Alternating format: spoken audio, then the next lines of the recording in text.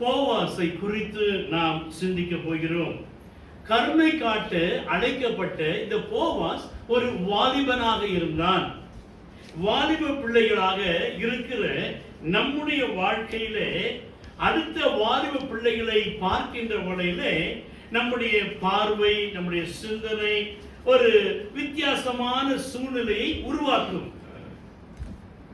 ஆனால் வேதத்திற்குள்ளாக நாம் கடந்து வருகின்ற வகையிலே ரூத் 2வது அதிகாரம் 8வது வசனம் வாசிக்கின்ற வகையிலே அங்கு போவாஸ் ரூத்தை பார்த்து எப்படி அழைக்கிறாராம்? அப்பொழுது போவாஸ் ரூத்தை பார்த்து, மகளே கேள், பொறுக்கிக் கொள்ளே, வேறே வழியில் போகாமலும் விட்டு போகாமலும் இங்கே என் ஊழியக்கார பெண்களோடு கூட இரு.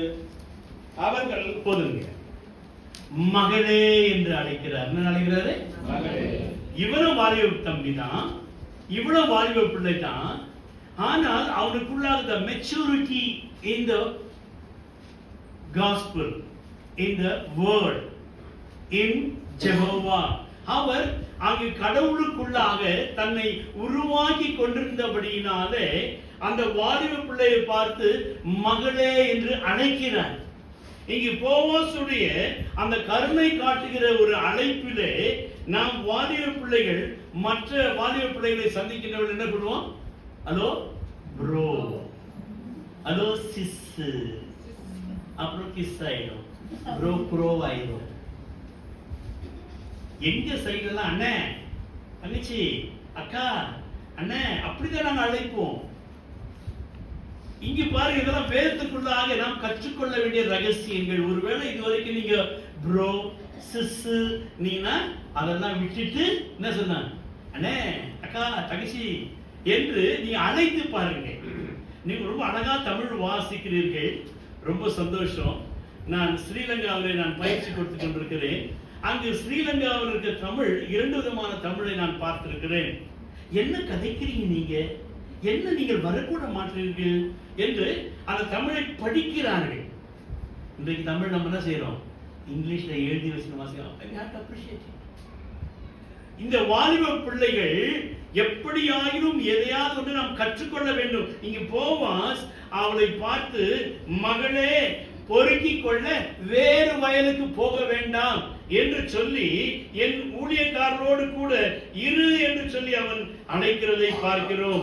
இந்த Boaz the type of Christ, கிறிஸ்துவுக்கு முன் அடையாளமானவனாக இருக்கிறபடினாலே அவர் யாருக்கு கருணை காட்ட அழைக்கிறார்?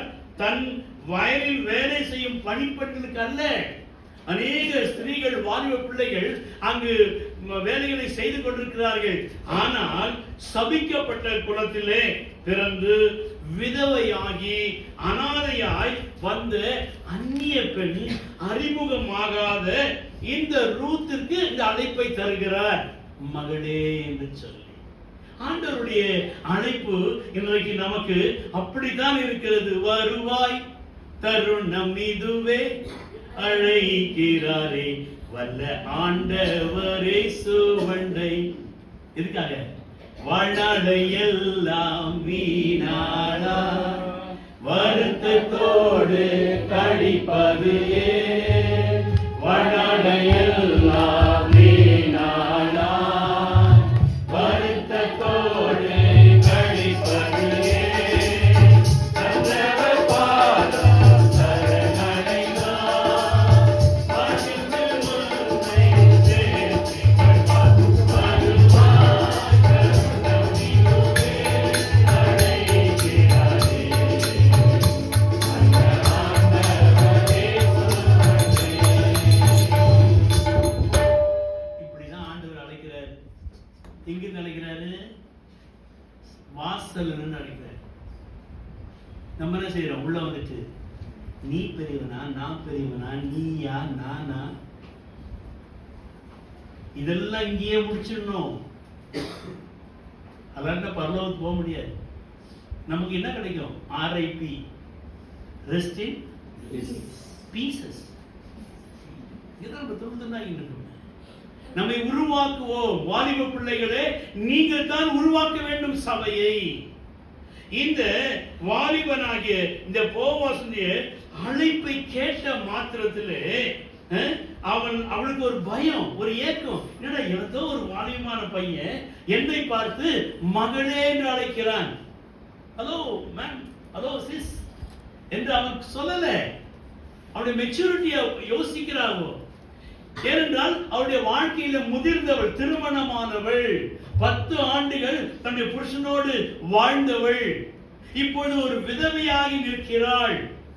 இவனுடைய வாழ்க்கையிலே இவனுடைய வார்த்தையை பார்க்கின்றவளை அவளால் முடிவு எடுக்க முடியவில்லை. அங்கிருக்க ஸ்திரீகளை பார்க்கிறாங்க. வயல்வெளியில சாதாரண ஸ்திரீகள் என்ன செய்வாங்க? அந்த நெற்பயிர்களை, கதிர்களை எடுக்கின்றவள் என்ன செய்வாங்க? சொல்றவங்களுக்கு ஒரு பிரைஸ் உண்டு. யார் சொல்றது? ஓடிட்டு சரி, அது நம்ம கொடுத்துருவோம். என்ன செய்வாங்க? அப்ப இந்த ரூத்தை பார்த்து இந்த வாலிபமான பிள்ளைகள் என்ன செய்யறாங்க? என்னடா இவ இப்படி பயப்படுறாள், இவோ நம்ம போவாஸ் அண்ணாச்சி எவ்வளவு நல்லவரு, எவ்வளவு அருமையானவரு, அவர் அழைக்கிறாரு என்று சொல்லி அதை குறித்து இவளை உற்சாகப்படுத்த ஒரு பாடல் பாடுறாங்க. பாடுவோமா? அழைக்கிறார் அழைக்கிறார் இதோ நீயும் வா உந்தன் நேசர் அவராய் அழைக்கிறார் இதோ. பாவத்தை ஏற்றவர் பலியாய் மாண்டவர், பாவத்தை ஏற்றவர் பலியாய் மாண்டவர். கல்வாரியின் மேட்டிலே கண்கொள்ளாத காட்சியே, கல்வாரியின் மேட்டிலே கண்கொள்ளாத காட்சியே. கண்டிடும் வேண்டிடும் பாவபாரம் நீங்கிடும், கண்டிடும் வேண்டிடும் பாவபாரம் நீங்கிடும். அழைக்கிறார் அழைக்கிறார்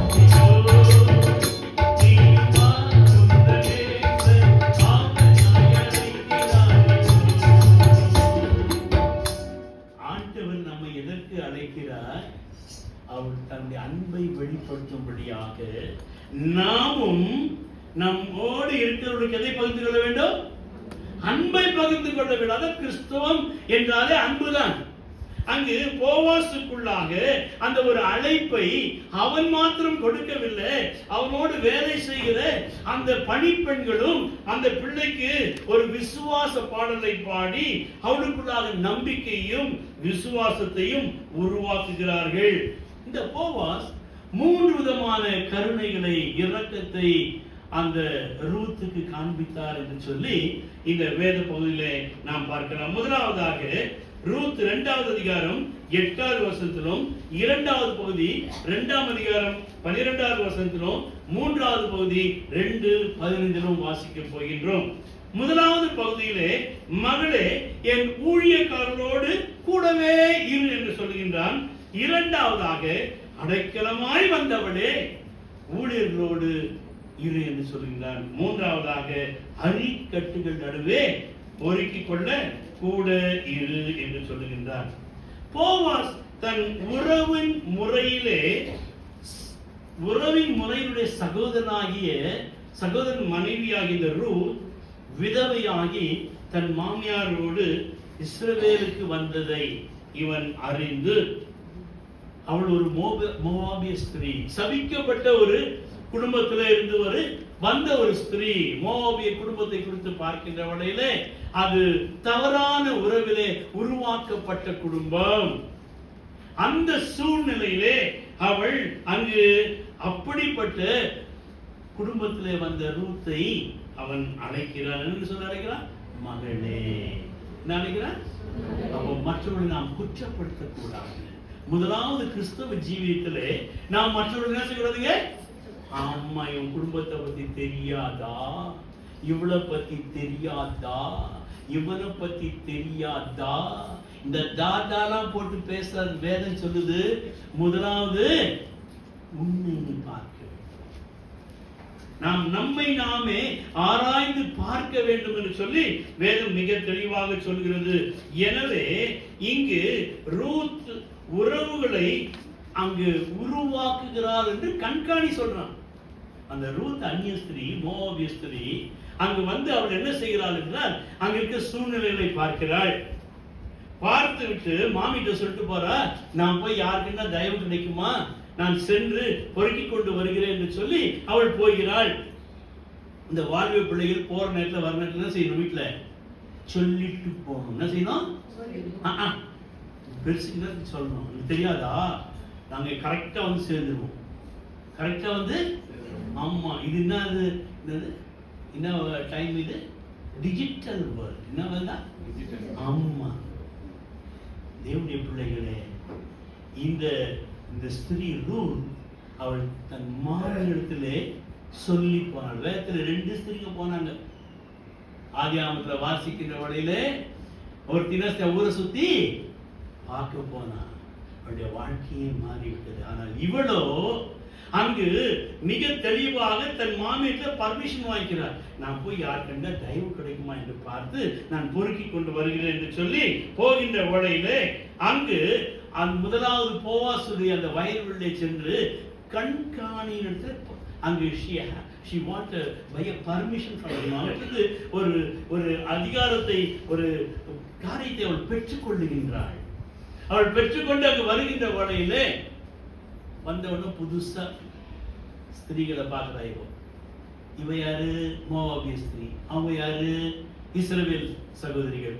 இஸ்ரவேலுடைய ட்ரெஸ் ஸ்டைல் ஒரு மாதிரி இருக்கும், மோவாபிய ட்ரெஸ் ஸ்டைல் ஒரு மாதிரி இருக்கும். எல்லாரும் அவளை எப்படி பார்ப்பாங்க? வித்தியாசமா பார்ப்பாங்க. எப்படி பார்ப்பாங்க? என்ன புதுசா பார்க்கிறவங்க இல்ல, எல்லாம் பழைய ஆட்கள் தான். அதனால 1 2 3 வெரி குட், சூப்பர். பழைய ஆட்கள் ஐயா வந்துட்டீங்களா, ஐயா வந்துட்டீங்களா, ஐயா வந்துட்டீங்களா. ஆனால் இவளுடைய வாழ்க்கையில பாருங்க, இவளை வித்தியாசமாக பார்க்கிறார்கள். இவங்க பயந்துடல. அவன் என்ன செய்வா? பயந்துடல. அவ உள்ள அக்கா, அத்தை, சித்தி, அண்ணா, உறவுகளை உருவாக்குகிறாள். அவன் ரொம்ப அங்கு அவன் சொல்லுகின்ற வழியில பாருங்க, கண்காணி சொல்லுகின்றான். இவள் என்னிடத்திலே பொறுக்கிக் கொள்ளும்படியாக வந்து அவள் இடத்துல கேட்டுக்கொண்டாள். நம்முடைய ஸ்திரீகளோடு கூட இருக்கிறாள் என்று சொல்லி அந்த ஸ்திரீகளும் அவளிடத்துல இருக்கிற அந்த உறவுகளை உருவாக்குகிற ஒரு தன்மை. நம்ம என்ன செய்வோம்? ஒதுங்கியே நிற்போம். வாலிப பிள்ளையே, உனக்குள்ளாக கிறிஸ்து இருக்கிறபடினாலே நீ எந்த இடத்துல சென்றாலும் சரி, நான் உன்னை பெயர் சொல்லி அழைத்திருக்கிறேன். நீ என்னுடையவள். அப்படிங்கிறது நமக்கு என்ன இருக்குங்க? ஒரு பயம் இருக்கிறது. வாலிப பிள்ளைகளுக்கு எந்த இடத்துல பயம் இருக்க வேண்டும் அங்கதான் இருக்கணும். ஆனால் இவள் என்ன செய்கிறாள் பாருங்க, அங்க உறவுகளை உருவாக்கி கொண்டு அந்த சூழ்நிலைகளை கண்காணியாளர் சொல்லுகிறான். ரொம்ப ஈஸியா அவளோடு கலந்து கொள்கிறாள். எனவே போவாஸ் என்ன சொல்கிறான்? நீ வேறு வயலுக்கு போகாமலும் இவ்விடத்தை விட்டு போகாமலும் என் ஊழியக்கார பெண்களோடு கூட இரு. மகளே, உறவுகளை உருவாக்குகின்றான். இன்றைக்கு நாமும் யோவான் 1ஆம் அதிகாரம் 12வது வசனம் வாசிக்கிறவர்களே, அவருடைய நாமத்தின் மேல் விசுவாசம் உள்ளவர்களாய் அவரை ஏற்றுக்கொண்டவர்கள் எத்தனை பேர்களோ அத்தனை பேர்களும் தேவனுடைய பிள்ளைகள் ஆக முடியாதவர்களுக்கு அதிகாரம். இதெல்லாம் மனப்பாடம் பண்ணுங்க வாலிப பிள்ளைகள், தேவனுடைய பிள்ளைகளே. இப்படிப்பட்ட ஒரு அழைப்பை கொடுக்கின்றார். இரண்டாவதாக, இவன் ரூத்தை குறித்து கேள்விப்பட்ட மாத்திரத்திலே 2:12 வாசிக்கிற, உன் புருஷன் மரணம் அடைந்த பின்பு நீ உன் மாமியாருக்கு நீ உன் தகப்பனையும் உன் தாயையும், ஒரு முறை ஆண்கள் ஒரு முறை பெண்கள். ரைட்? ரீடிங். அதற்கு போவாஸ் பிரதியுத்தரமாக, உன் புருஷன் மரணம் அடைந்த பின்பு நீ உன் மாமியாருக்காக செய்ததும், நீ உன் தகப்பனையும் உன் தாயையும் உன் ஜென்ம தேசத்தையும் விட்டு முன்னே நீ அறியாத ஜனங்களிடத்தில் வந்ததும் எல்லாம் எனக்கு விவரமாய் தெரிவிக்கப்பட்டது. ஆமென். போவாஸ் ரூத்திற்கு பேசுகிற யார்? அப்படி பேசல, அன்பை காண்பிக்கிறார். எதை காண்பிக்கிறார்? என்ன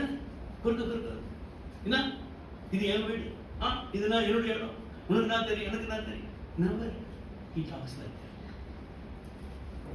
அங்கு அன்பை பகிர்ந்து, கிறிஸ்தவர்கள் என்றால், கிறிஸ்தவம் என்றால் அன்புதான். உங்களுக்குள்ளாக அன்பு இல்லை என்றால் you are not a Christian. Britannia biscuit பார்த்துட்டீங்களா? ஆமா. ஒரு முறை ஒரு வீட்டுக்கு ஒரு கதை நடந்த சம்பவம் அல்ல. நானும் என் மனைவியும் போயிருந்த வேலையில அங்க வீட்டுல பெரிய பணக்காரங்க என்ன வேணும்னு கேட்டாங்க. ஒய்ஃப் சொன்னா கேக் வேணும், அது வேணும், மிக்சர் வேணும், 2 பேரும் உட்கார்ந்து சாப்பிடணும். அப்போ ஒரு பையன் பிஸ்கெட்ஸை கொண்டு வந்து அப்படியே கீழே போட்டு இறக்கிறான். ரொம்ப காஸ்ட்லி பிஸ்கெட் அது. எனக்கு அது பார்க்கின்ற விட ரொம்ப மனசு துடிச்சது. அந்த பிஸ்கெட் இருந்தால் நம்ம என்ன செய்யலாம், ஹாஸ்டல் பிள்ளைங்களை கொடுக்கலாமே என்று சொல்லி கடைசியில அந்த டப்பாலாம் காலி ஆயிடுச்சு. அதுக்குள்ள ஒரு எலிக்குட்டி இருந்துச்சு. என்ன இருந்துச்சு? மம்மி மம்மி டாடி டாடி எலிக்குட்டி எலிக்குட்டி எலிக்குட்டி தான். அந்த எலிக்குட்டி நான் எலிக்குட்டி இல்லை, என்ன பார், என் பேர் இமானுவேல். என்ன சொல்லுது? என் பேர் இமானுவேல். என் பேர் இருக்கு. ஓ, ஐயா பேர் இமானுவேல். வேற யார் பேசுறது பயமா இருக்குங்க. மோந்து பாரு, மோந்து பண்ணா ஸ்மெல் வருது. சொல்லுங்க, பிஸ்கெட் ஸ்மெல் தானே வரும் பிஸ்கெட் டப்பால இருந்தா. அது போல கிறிஸ்தவ குடும்பத்துல பிறந்துட்டோம். பேர் என்ன? ரெடிகால், ரூத்து, அது இது கிறிஸ்தவ பேர் தான். ஸ்மெல் பார்த்தா என்ன ஸ்மெல்? அழகா பிரசங்கம் பண்றோம், அழகா பாட்டு பாடுறோம், அழகா வாசிக்கிறோம், அழகா எல்லாம் செய்யறோம். ஆனா நம்ம யார் தான்? எலி தான். எலி பிஸ்கெட் ஆகுமா? ஆமாங்க. நீங்க போய் பிஸ்கெட் கம்பெனில போய் பாருங்க. அந்த கோதுமை பேக்கேஜ் கட் பண்ணிட்டு உள்ள மிஷின்ல போட்டு இப்பதான் சைஸ் இருக்கும். உள்ள போற நேரத்துல அங்க பெரிய சாடி, சின்ன சாடி, எலி எல்லாமே இருக்கும். அது என்ன செய்ய உள்ள போயிடும். வர நேரத்துல எப்படி வரும்? அது போல நீங்களும் நானும் கிறிஸ்துக்குள் மரிக்க வேண்டும். எபேசியர் வாஸ்தவமே கோபம், எரிச்சல் இதெல்லாம் உங்களை விட்டு தனிய கடவுள். நீங்க நம்ம ஆண்டவரை ஏற்றுக்கொள்ள வேண்டும். பரம்பரை கிறிஸ்தவனா எலி தான். பிஸ்கெட் டப்பாருக்கு எலி குட்டி தான் நீ. ஆனால் நீ கிறிஸ்துவுக்குள்ளாக அடக்கம் பண்ணப்பட்டு மரித்து அடக்கம் பண்ணப்பட்டு உயிர்த்தெழு புதிய சாயல்ல நான் வரணும். தேவ சாயல்ல வர வேண்டும். பிஸ்கெட்டா வரணும். அப்பொழுதுதான் மற்றவர்கள் பயன்படுத்த முடியாது. ருசி உண்டு, உன்னிலே ருசி உண்டு. எனவே இந்த இடத்துல இந்த ஆறுதலான வார்த்தையை போவாஸ் கொடுத்தபடியினாலே இவளை கேட்ட உடனே கொஞ்சமா பாடுறாங்க. யார் பாடுறாங்க? யார் பாடுறாங்க? ரூத் பாடுறாங்க. யார் பாடுறாங்க? இந்த விந்தை அன்பு கீழாய் என்ன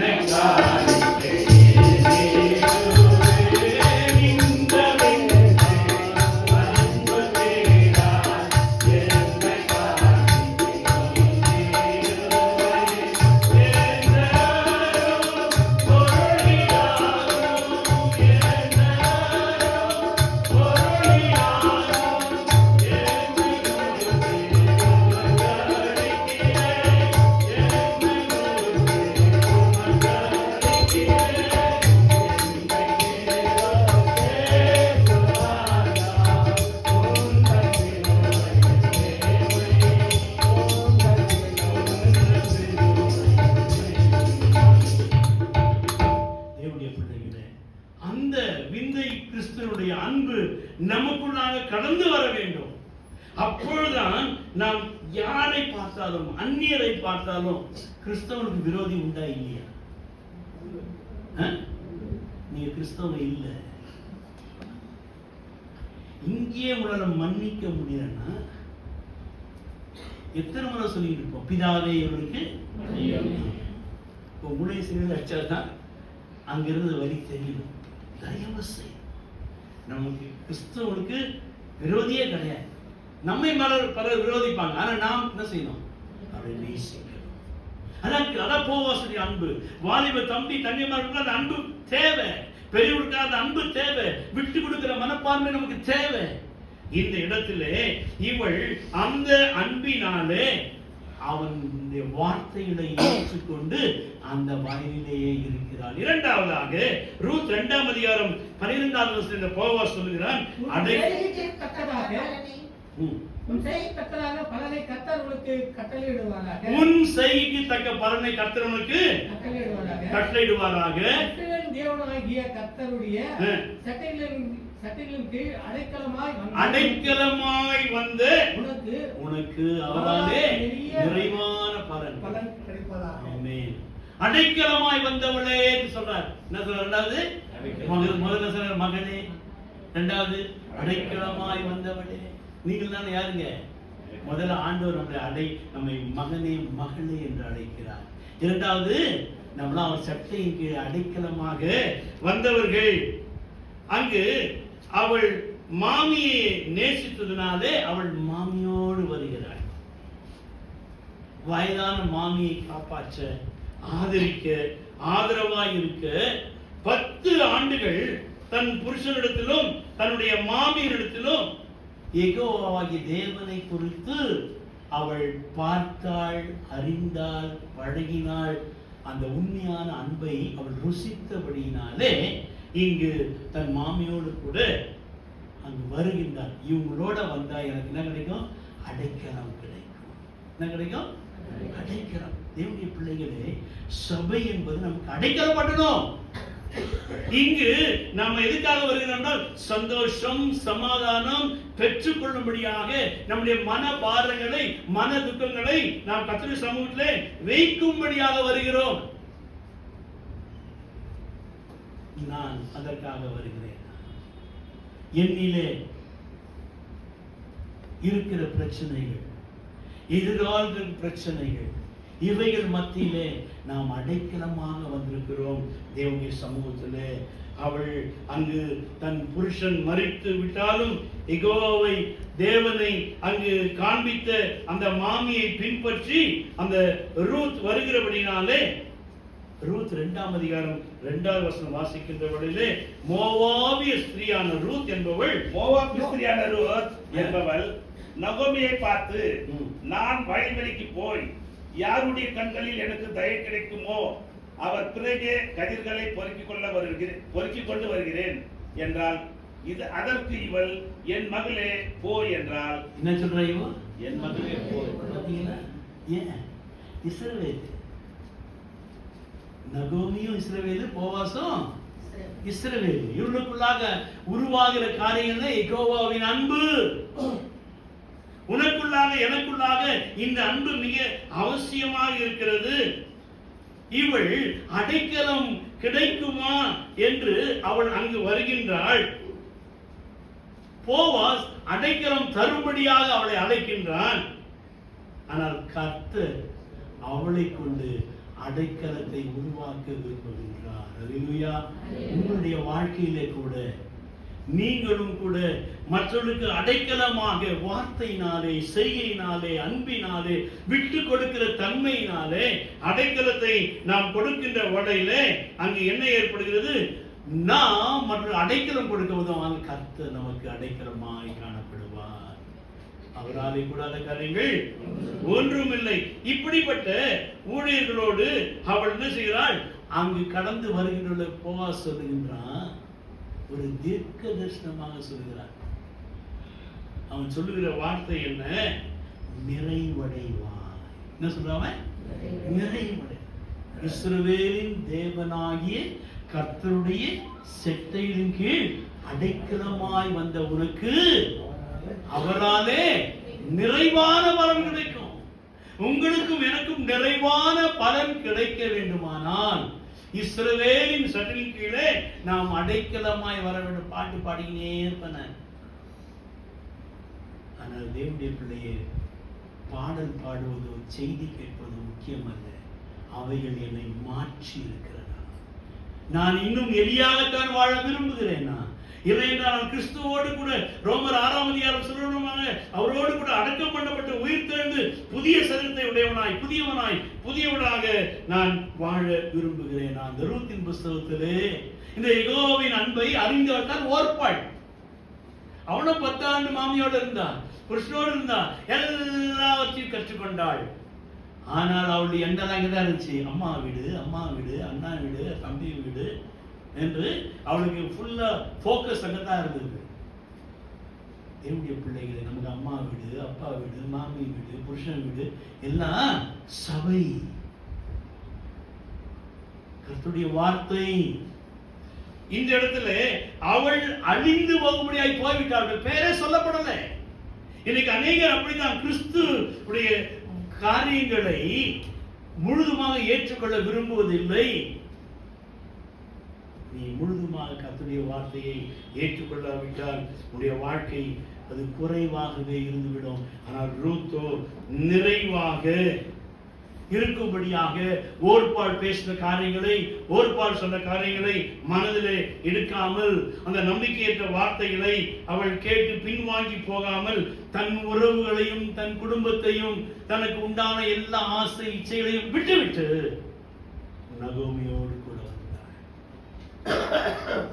தேவனுடைய பிள்ளைகளே, உன்னுடைய வாழ்க்கையிலே உனக்கு ஒரு அழைப்பை கர்த்தர் கொடுத்திருக்கின்றார். அந்த அழைப்பு என்ன? ரூத் 2:15 கதிர் பொறுக்கிக் கொள்ள எழுந்த பொழுது தன் வேலைக்காரரை நோக்கி, அவள் அரிக்கட்டுகள் நடுவே பொறுக்கிக் கொள்ளட்டும், அவளை ஈனம் பண்ண வேண்டாம். அரிக்கட்டுகள் நடுவே பொறுக்கிக் கொள்ளட்டும். இவ யாருங்க? இவ ரூத் பொறுக்கி. இவ யாருங்க? ஆமா, எதை பொறுக்க வந்தா? ஆமா, உன்னை மற்றவர்கள் கேவலமா பேசலாம். இதுவா? இது பொறுக்கி உனக்கு உதவாது. ஆனால் கர்த்தர் உன்னை நடுவிலே உன்னை வைத்து மகிமைப்பட போகின்றார். அவருடைய வாழ்க்கையில நடந்த ஒரு சம்பவம் இது வந்துச்சு. நடுவு பொறுக்கு 4 பொம்பளைகள் 2 பொம்பளை கண்டிப்பா பேசிருப்பாங்க. ஆனால் அதை அவள் என்ன செய்யல? செவி சாய்க்கவில்லை. அவள் என்ன செய்தால், அங்கு நடுவே பொறுக்கிக் கொள் என்று சொன்ன வேளையிலே அவன் அது மாதிரி கட்டளை கொடுக்கிறான். நீங்க வாசித்து பாருங்க, ரொம்ப அருமையான ஒரு புஸ்தகம். இந்த உபவாச நாட்களிலே இந்த சின்ன சின்ன புஸ்தகம் தான் வாசிப்பார்கள். எனவே இந்த புஸ்தகத்தை நீங்க வீட்டில் சென்று வாசிப்பாங்க. அவளை ஈனம் பண்ண வேண்டாம், அதிகமாக சிந்தி விடுங்க. கட்டளை கொடுக்கிறான். ஆர்டர், கவர்மெண்ட் ஆர்டர் மாதிரி வந்துருச்சு எல்லாருக்கும். உனக்காக கர்த்தர் அந்த ஆர்டரையே மாற்றுவார். ஆமென். ஆனால் you have to follow. நீ நம்முடைய பின்பற்ற வேண்டும், அந்த அழைப்பை ஏற்றுக்கொள்ள வேண்டும். அவள் அங்கு பொறுக்கும்படியாக வந்தவள் ராஜாத்தியாக கர்த்தர் மாற்றினார். தேவனுடைய பிள்ளைகளே, நம்முடைய வாழ்க்கையிலே நீங்களும் கூட அங்கு போவாஸ் நினைக்கின்றான், நான் இவளுக்கு அடைக்கலம் தருவேன் என்று அவன் யோசிக்க. ஏதோ போட்டான், பாவம் இந்த பிள்ளைக்கு ஒரு உதவியா இருக்கணும். ஆனால் கர்த்தர் செஞ்சார், போவாசுக்கே அடைக்கலமாக அவளை மாற்றி விட்டார். தேவனாலே கூடாத காரியங்கள் ஒன்றும் இல்லை. தேவனுடைய பிள்ளைகளே, நம்முடைய வாழ்க்கையில கூட இப்படிப்பட்ட ஒரு ஆறுதலான காரியங்களை அந்த போவாஸ் சொல்லி சொல்லி சொல்லி அவளுக்குள்ளாக அந்த ஆறுதலும் நம்பிக்கையும் வந்தபடியினாலே அவள் என்ன செய்கிறாள்? நகோமியுடைய வார்த்தை கீழ்ப்படுகிறாள். ரூத் 3:9 வாசிக்கின்றவர்களே வாசிக்க வேண்டாம். அந்த இடத்துல உமது அடியாள் மீது போர்வையை விரியும் என்று சொல்கின்றார். அது ஒரு வித்தியாசமான சூழ்நிலை உருவாகிறது. தேவனுடைய பிள்ளைகளே, ஆண்டவர் தன்னுடைய ரட்சிப்பின் சால்வையை உன் மீது விரிக்கும்படியாக இருக்கிறார். உன்னை மற்றவர்கள் ஒதுக்கி இருக்கலாம், தள்ளி இருக்கலாம், வேண்டாம் என்று சொல்லி ஒருவேளை உனக்குள்ளாகவே குழப்பமாக இருக்கலாம். ஆனால் அந்த குழப்பத்தின் மத்தியிலே ஒரு ஆறுதலான சூழ்நிலையை இவள் பெற்றுக்கொள்கிறார். பாதம் ஒன்றே என்ன கேட்கிறாவோ, வேற எதுவுமே இருக்கு. எனவே உன்னை கர்த்தர் இந்த கிருபையினாலே தாங்க வேண்டுமானால் அவருடைய சமூகத்தில் நாம் அப்படியே கண்களை மூடி எழுந்து நிற்போம். ஆண்டவரே, உடைய பாதத்தில இந்த போவாசுடைய அழைப்பை கேட்டு நாங்களும் இந்த பாதத்திலே கடந்து வர எங்களுக்கு உதவி செய்யும் என்று சொல்லி நாம் கண்களை மூடி நோக்கி பார்ப்போம். பாதம் அடைந்தவர் காதல்